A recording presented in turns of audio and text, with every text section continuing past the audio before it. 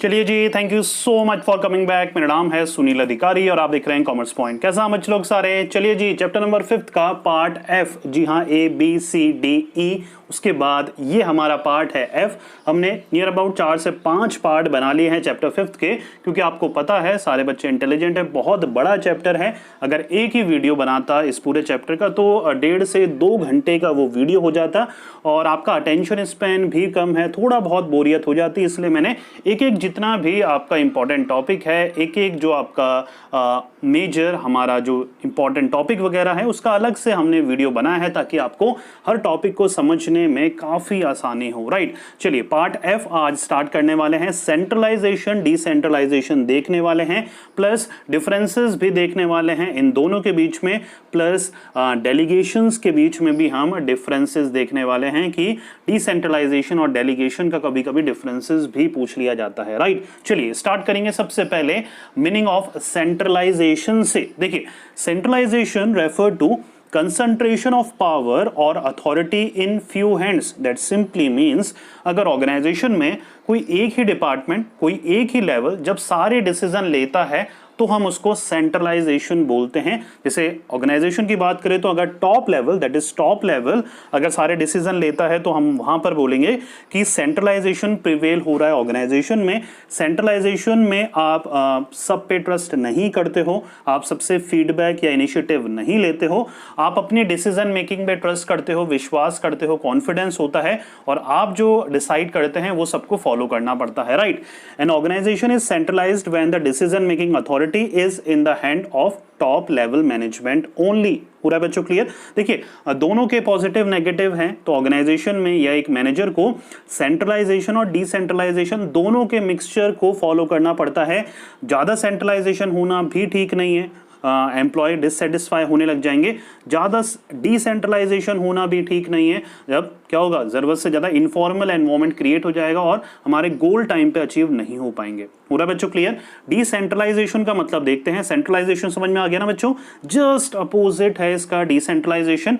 Decentralization can be defined as even and systematic distribution of authority at every level of management। मतलब एक manager, एक top level का manager जब अपनी authority को डिस्ट्रीब्यूट कर देता है, बांट देता है लोअर लेवल के साथ, मिडिल लेवल के साथ, तो हम उसको क्या बोलते हैं? डिसेंट्रलाइजेशन।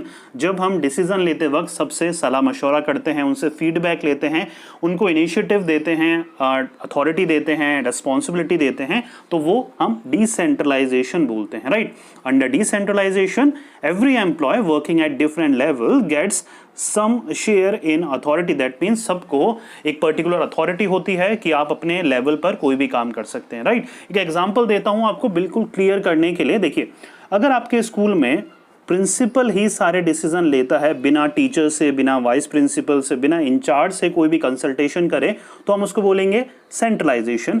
डिसेंट्रलाइजेशन क्या होगा? जब एक प्रिंसिपल डिसीजन लेते वक्त वाइस प्रिंसिपल से भी सलाह मशवरा लेता है, टीचर से भी लेता है, बल्कि स्टूडेंट से भी लेते हैं, तो हम इसको डिसेंट्रलाइजेशन बोलेंगे।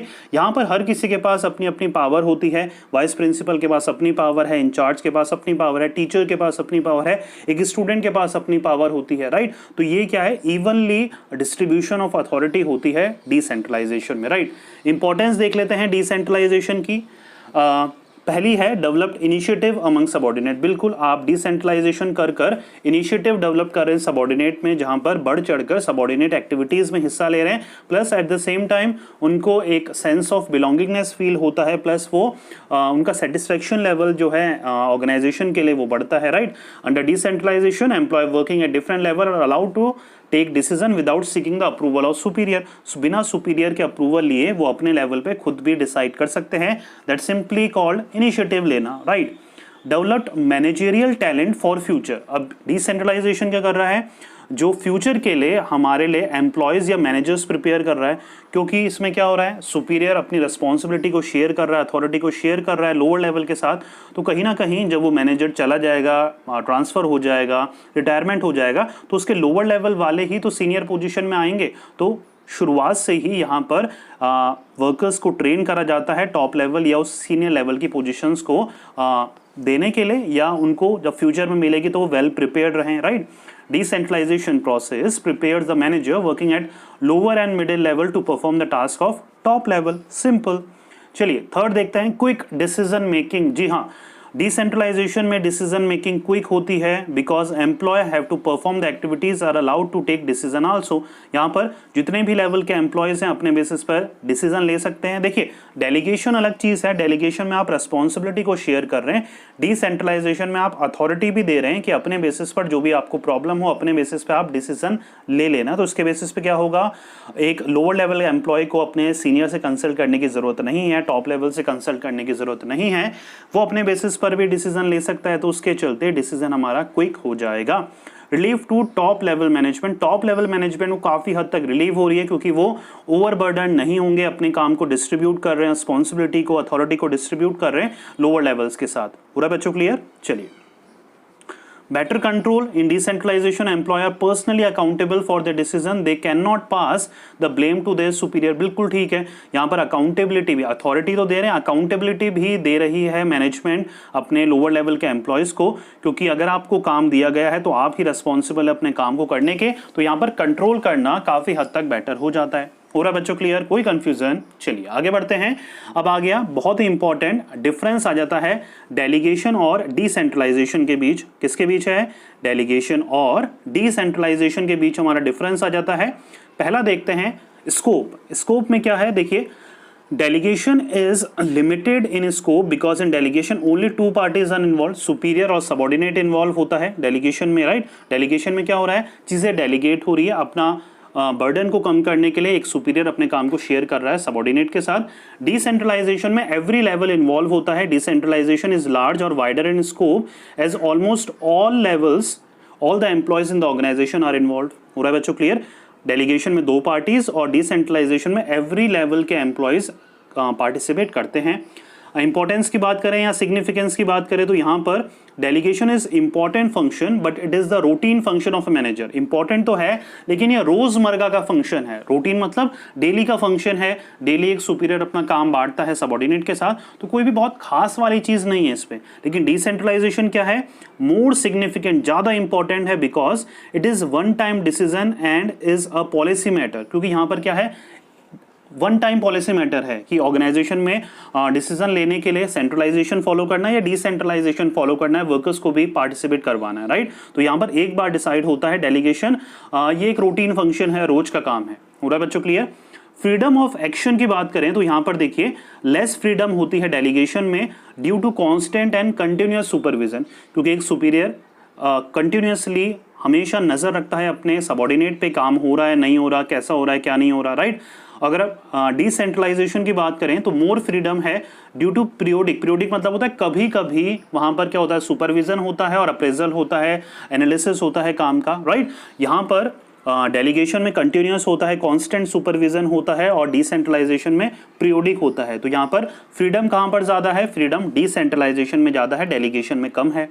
यस चलिए, रिस्पॉन्सिबिलिटी की बात करें, it is a responsibility of every manager. ठीक है, सुपीरियर की रिस्पॉन्सिबिलिटी होती है, मैनेजर की रिस्पॉन्सिबिलिटी होती है काम को डेलीगेट करना, ये रिस्पॉन्सिबिलिटी होती है टॉप लेवल की। Decentralization it is the responsibility of top level managers. हो रहा है बच्चों क्लियर? चलिए लास्ट पॉइंट है हमारा purpose to reduce the burden of manager. Delegation क्यों करा जाता है? ताकि हम बर्डन कम कर सके मैनेजर का। और डिसेंट्रलाइजेशन क्यों करा जाता है? To increase the role of subordinate and giving them more autonomy. यहाँ पर सबऑर्डिनेट के रोल को बढ़ाने के लिए प्लस उनको आजादी ज्यादा देने के लिए हम डिसेंट्रलाइजेशन के प्रिंसिपल को फॉलो करते हैं। पूरा बच्चों क्लियर? चलिए एक और डिफरेंस देखने वाले हैं हम, सेंट्रलाइजेशन और डिसेंट्रलाइजेशन का। मीनिंग से स्टार्ट करेंगे। सेंट्रलाइजेशन आपको पता है, it refer to concentration of power और authority at high level only. जब एक ही लेवल, टॉप लेवल सारे डिसीजन लेता है उसको सेंट्रलाइजेशन बोलते हैं। डिसेंट्रलाइजेशन क्या है? Refer to every distribution of power and authority at every level of management. जब हर लेवल पे हम अपनी पावर रिस्पॉन्सिबिलिटी को डिस्ट्रीब्यूट कर देते हैं हम उसको डिसेंट्रलाइजेशन कहते हैं। अथॉरिटी एट डिफरेंट लेवल की बात करें, top management retain maximum authority. अगर सेंट्रलाइजेशन की बात करें, टॉप लेवल के पास ही मेजर अथॉरिटी रहती है। The authority with middle and lower management is law. Middle और लोअर मैनेजमेंट पे बहुत ही कम अथॉरिटी रहती है। अगर यहाँ पर हम बात करें डिसेंट्रलाइजेशन की, तो authority systematically divided eight every level. हर लेवल पे सिस्टमेटिकली डिवाइड होती है अथॉरिटी, हर एक एम्प्लॉय के पास सर्टेन ऑटोनॉमी और अथॉरिटी होती है। हो रहा है बच्चों क्लियर? तो सेंट्रलाइजेशन में टॉप लेवल के पास और डिसेंट्रलाइजेशन में हर लेवल के पास अथॉरिटी होती है। सुटेबिलिटी की बात करें तो it is suitable for small scale, अगर स्मॉल स्केल और स्मॉल साइज ऑर्गेनाइजेशन के लिए ज़्यादा सुटेबल है, राइट।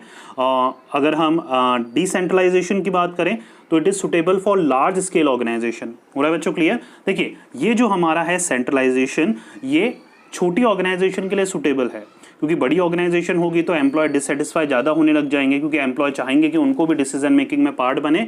और डिसेंट्रलाइजेशन जो है वो लार्ज स्केल में ज़्यादा सुटेबल होती है, जहाँ पर ज़्यादा एम्प्लॉय हैं, उनको भी डिसीजन मेकिंग का पार्ट बनाना पड़ता है, उनको भी अथॉरिटी देनी पड़ती है, उनको भी ऑटोनॉमी देनी पड़ती है, राइट।